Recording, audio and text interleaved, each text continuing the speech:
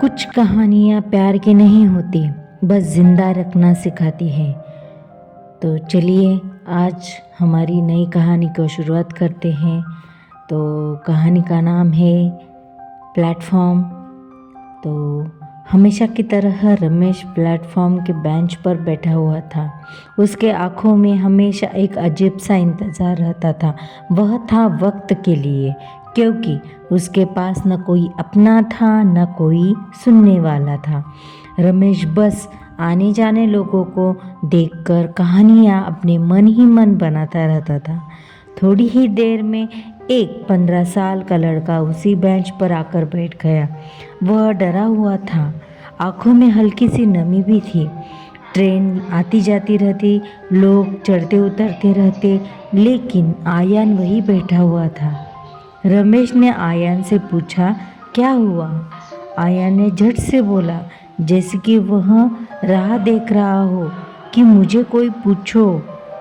तो आयान घबरा कर बोला, मैं गलती से गलत ट्रेन में चढ़ गया था और अब मुझे कुछ समझ में नहीं आ रहा है। रमेश ने बस इतना कहा, गलती से ज़्यादा ज़रूरी है कि तुम उसके बाद क्या करोगे। बस यही बात उसने सुनी। रमेश ने सोचा, क्यों ना मैं ही उसे अब उसके घर छोड़ आऊँ। उसका घर ढूंढते ढूंढते 1-2 दिन लग गए। तो 2 दिन के बाद उसको अच्छी तरह से सुरक्षित पहुंचा दिया। उसके बाद कई साल बीत गए। एक दिन हॉस्पिटल के वार्ड में रमेश बेहोशी के हालत में था। डॉक्टर ने पूछा, इसका कोई अपना नहीं है क्या? और सही में उसका इस दुनिया में अपना कोई भी नहीं था।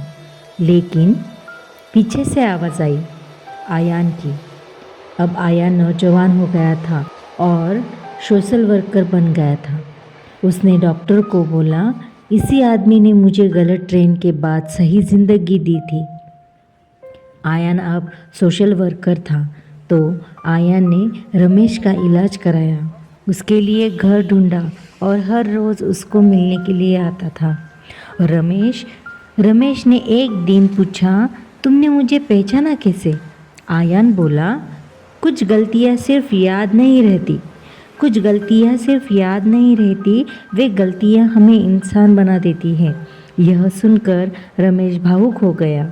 कभी कभी हम किसी का हाथ सिर्फ एक दिन के लिए पकड़ते हैं, लेकिन वही हाथ हमारी पूरी ज़िंदगी संभालता है।